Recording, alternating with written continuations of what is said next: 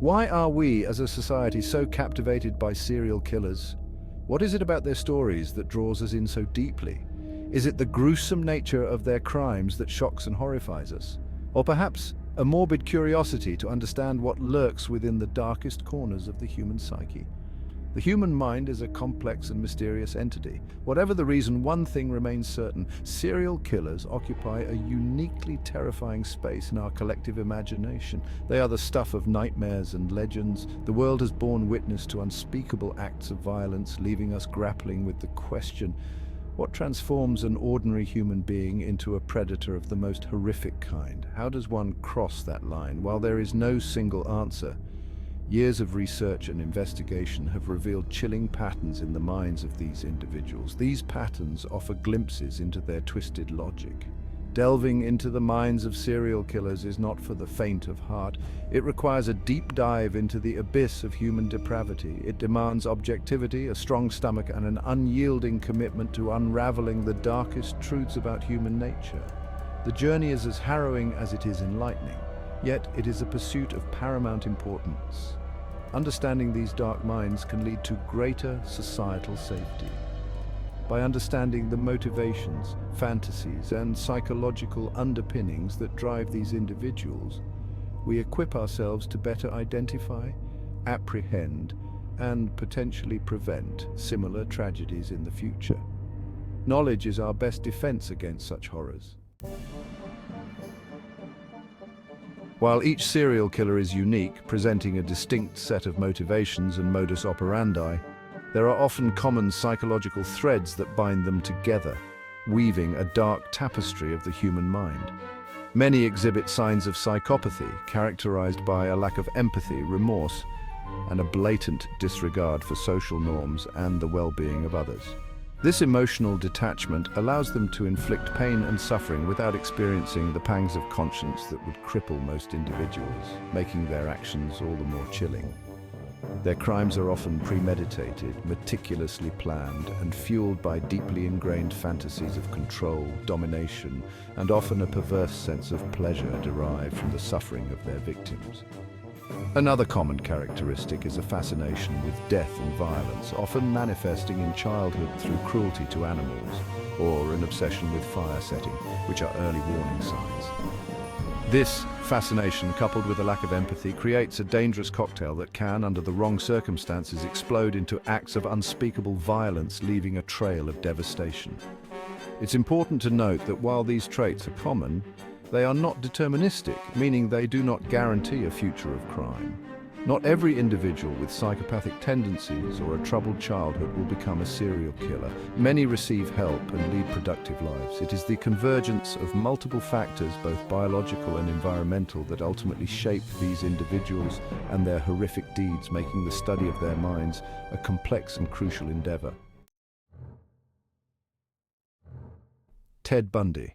The name alone evokes a chilling sense of dread, a name that has become synonymous with terror and brutality. Handsome and charismatic, Bundy shattered the stereotypical image of a serial killer, luring his victims with a charm that masked his depravity. His ability to blend into society made him all the more dangerous. Confessing to the murders of at least 30 young women in the 1970s, Bundy's crimes shocked the nation, exposing the dark underbelly of American life. His spree of violence left a trail of fear and heartbreak. Bundy's modus operandi often involved feigning injury or impersonating authority figures to gain the trust of his victims. This cunning approach allowed him to strike when least expected. He would then overpower them, typically raping and strangling them to death. His methods were as brutal as they were calculated. What set Bundy apart, however, was his chilling necrophilia and his tendency to revisit his victims' bodies, engaging in acts of post-mortem mutilation. This added a horrifying layer to his already monstrous acts. While his motives remain shrouded in speculation, experts believe Bundy's crimes stemmed from a toxic mix of psychopathy, sexual sadism, and a profound need for control. His psychological profile continues to be a subject of intense study.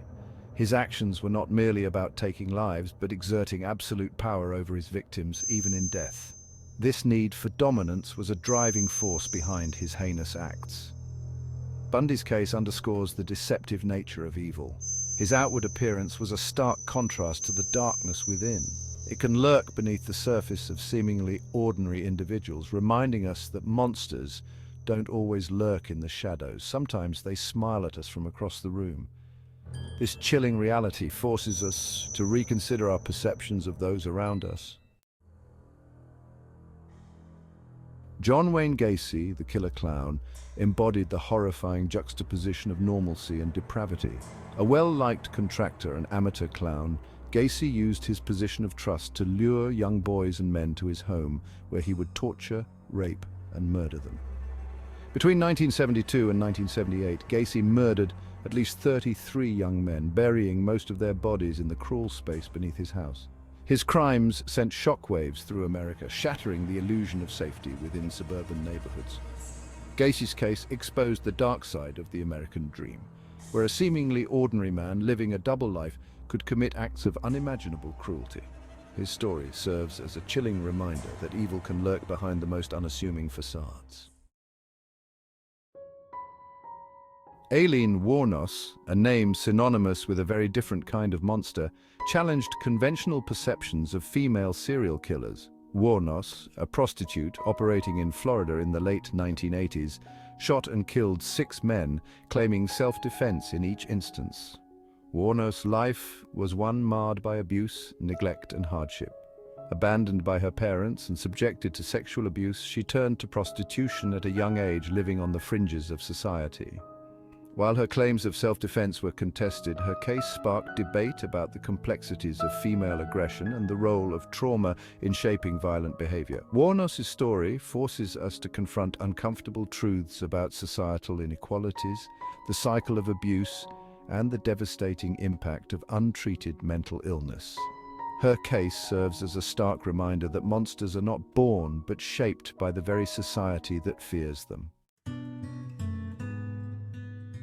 Section 6. The making of a monster nurtures impact. While biological factors undoubtedly play a role in shaping an individual's predisposition towards violence, the impact of environment and upbringing cannot be overstated. Childhood trauma, neglect, and abuse are recurring themes in the lives of many serial killers. These early experiences can leave deep psychological scars, distorting their perception of the world and their relationships with others. For some, violence becomes a learned behavior, a coping mechanism to navigate a world they perceive as inherently hostile and unforgiving. However, it is crucial to remember that not every child who endures trauma becomes a serial killer. Many individuals overcome adversity to lead productive and compassionate lives. Understanding the interplay of nature and nurture is key to developing effective intervention strategies and preventing future tragedies.